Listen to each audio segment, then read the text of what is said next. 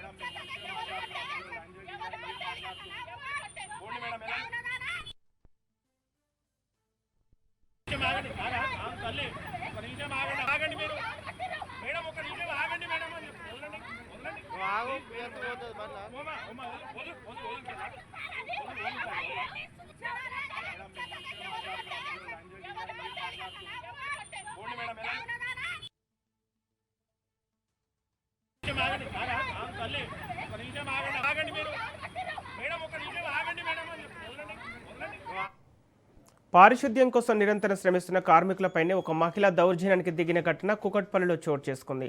Alvin కాలనీలో రోడ్డుపై చెత్త వేస్తున్న మహిళను అడ్డుకోబోయిన పారిశుద్ధ్య కార్మికురాలపై సదరు మహిళ చేయి చేసుకుంది.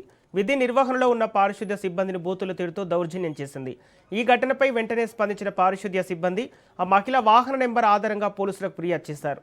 విధులకు ఆటంకం కలిగిస్తే చట్టపరంగా చర్యలు తీసుకుంటామని సర్కిల్ డీసీ చాముండేశ్వరి హెచ్చరిస్తున్నారు. ఇదే అంశానికి సంబంధించి పూర్తి డీటెయిల్స్ మా ప్రతినిధి పవన్ అందిస్తారు. పవన్, పారిశుద్ధ్య కార్మికురాలిపై ఒక మహిళ దాడి చేసినట్టు తెలుస్తుంది, అప్డేట్స్ ఏంటి? పారిశుద్ధ్య కార్మికురాలిపై ఒక మహిళ యొక్క దాడి చేసిన సంబంధించి పోలీసులకు కూడా ఫిర్యాదు చేశారు. ఎందుకంటే ఒక మహిళ రోడ్డుపై చెత్త వేయడానికి వచ్చినప్పుడు పారిశుద్ధ్య కార్మికురాలు అడ్డుకోపోయింది. దీంతో ఆ మహిళ పారిశుద్ధ్య కార్మికురాలపై బూతులు తీరుతూ ఆమె పైన కూడా దాడికి పాల్పడిన పరిస్థితి కూడా చూస్తున్నాము.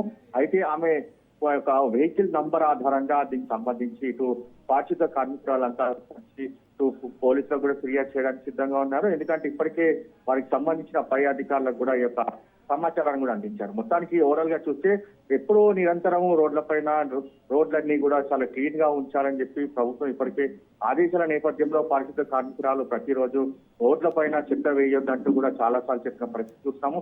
అయినా కూడా కొంతమంది ఇలా చేయడం వల్ల వారిని అడ్డుకున్నారు. వాళ్ళు అడ్డుకున్న నేపథ్యంలో దీనికి సంబంధించి ఇందులో ప్రధానంగా మాత్రము కేసు కూడా నమోదు చేయడానికి ఇటు పోలీసులు కూడా సిద్ధంగా ఉన్నారు.